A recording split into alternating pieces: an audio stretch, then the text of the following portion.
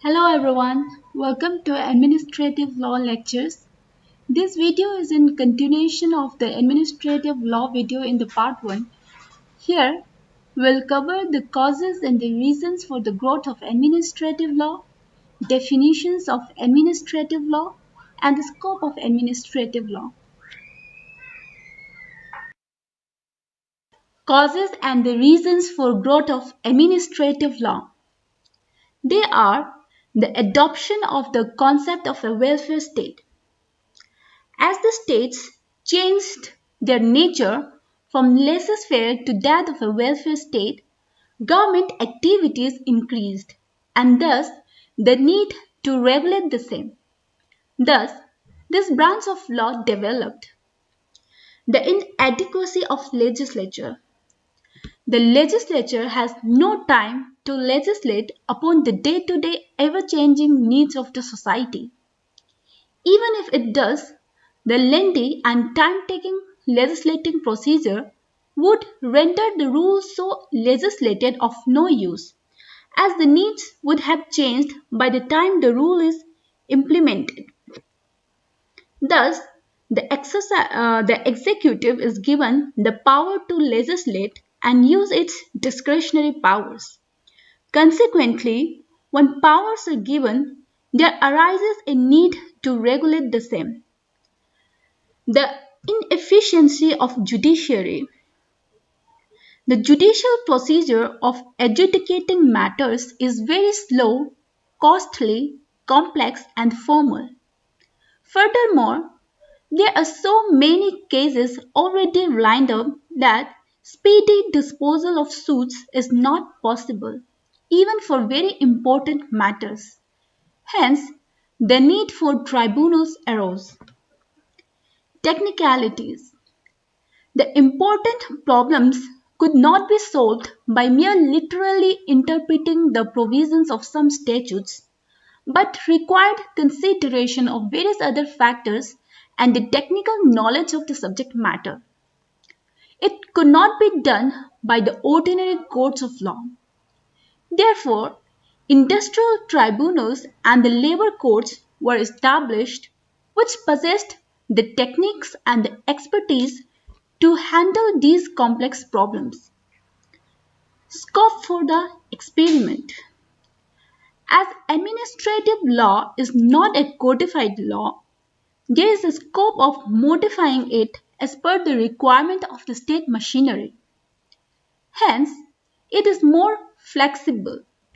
The rigid and legislating procedures need not be followed again and again. Definitions of administrative law. Ivor Jennings has defined administrative law as the law relating to the administration. It determines the organization, powers, and duties of the administrative authorities. This is the most widely accepted definition of administrative law. According to Wade, administrative law is the law relating to the control of governmental power. According to him, the primary object of administrative law is to keep powers of the government within their legal bounds so as to protect the citizens against their abuse. According to Casey Davis, administrative law is the law concerning the powers and procedures of administrative agencies, including specially the law governing judicial review of administrative action. Garner also adopts the approach advocated by Casey Davis. These are some definitions of administrative law given by different jurists. Scope of administrative law. Administrative law is a branch of public law, which means that it deals with the relationship of individuals with the government. The boundaries of administrative law extends only when administrative agencies and public officials exercise statutory or public powers, or when performing public duties or public functions, not when performing private functions. For example, if a citizen works in a state owned factory and is dismissed, he or she would sue as a private law function. However, if he or she is a civil servant, he or she would sue as a public law function. Similarly, if residents of the surrounding community were concerned about a decision to enlarge the state owned factory because of the environmental pollution, the legality of the decision could be reviewed by the courts as a public law function. The point here is that the rules and the principles of administrative law are applicable in a relationship between citizens and the state.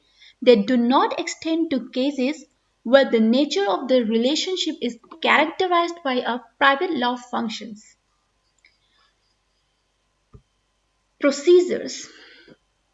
Many of the definitions of the approaches to administrative law are limited to procedural aspects of the subject.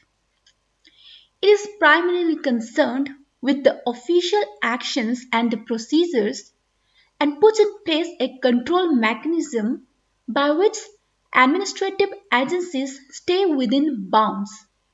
Hence, to a wider extent, the study of administrative law has been limited to analyzing the manner in which matters move through an agency rather than the wisdom of the matters themselves.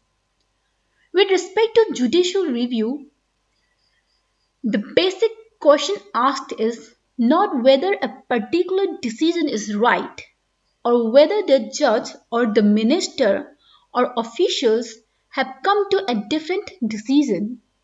The questions are what is the legal limit of power or a reasonable limit of discretion the law has conferred on the official, whether the power has been exceeded or otherwise unlawfully exercised. Therefore, administrative law is not concerned with the merits of the decision, but with the decision making process.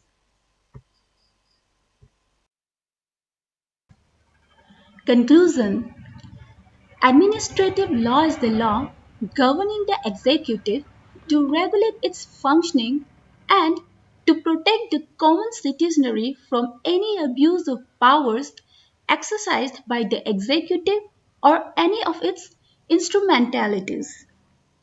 It is a new branch of law which has evolved with time and shall continue to evolve as per the changing needs of the society. The aim of administrative law is not to take away the discretionary powers of the executive, but to bring them in consonance with the rule of law. The primary function of administrative law is to keep governmental powers within the limits of law and to protect the private rights and the individual interests. Thank you for watching this video on administrative law.